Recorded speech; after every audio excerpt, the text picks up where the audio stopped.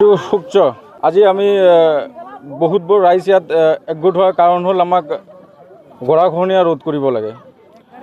আমি বহুত দুঃখজনকভাৱে ক'ব লগা বাধ্য একচুৱেলি যে আমি এইখন জেগাতে জন্ম লৈছোঁ, কিন্তু আজিৰ দিনত ক'ব গ'লে এইখন জেগাত যে থাকিব পাৰিম ভৱিষ্যতত ইয়াৰ কোনো গেৰেণ্টি নাই, কাৰণ বহুত ভয়ানক পৰিস্থিতি গৰাখহনীয়াৰ কাৰণে।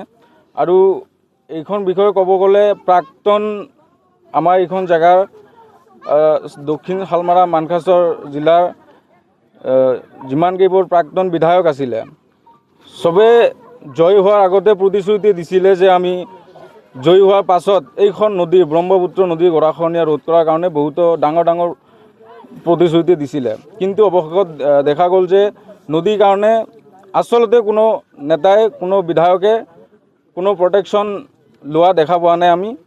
আৰু আমি ৰাইজে ইয়াত একগোট হোৱাৰ মেইন উদ্দেশ্যটো হ'ল নট ফৰ চালামছা, যোনখন বিধায়কে আগন্তুক ইলেকশ্যনত আমাৰ এই নদী প্ৰটেকশ্যনক লৈ মাত মাতে, আমাক সেইজন এজন বিধায়ক লাগে।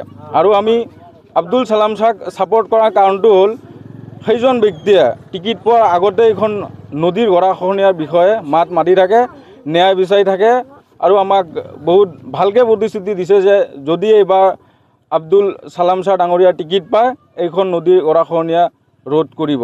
আৰু আমি আশা ৰাখিছোঁ যে এইবাৰ কংগ্ৰেছৰ পৰা টিকিট আব্দুল চালামছাক দিব লাগে। ধন্যবাদ। বৰ্তমান এই গৰাখহনীয়াৰ ভাবুকি কোনখন মানে কেইখন গ্ৰাম পৰি আছে বা কেইখন গাঁও? এইখন গৰাখহনীয়াৰ আজি মুখত ক'ব গ'লে 5টা-7টা গাঁও আছে। আৰু আমাৰ ইয়াতে চৰকাৰী বহুত ডাঙৰ ডাঙৰ অনুষ্ঠান কেতবোৰ আছে, চুকচৰ মিনি প্ৰাইমাৰী যোনটো মেডিকেল PHC মেডিকেল আছে, LP ME স্কুল দুখন আছে, ডাকঘৰ আছে।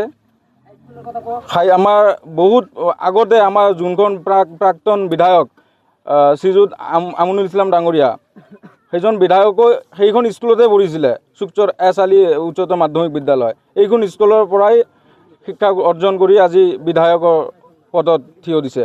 এইখন স্কুলো আজি ক'ব গ'লে নদীৰ সন্মুখত বহুত ভয়ানক অৱস্থাত। এইখন স্কুলো যে থাকিব ইয়াৰ কোনো গেৰেণ্টি নাই।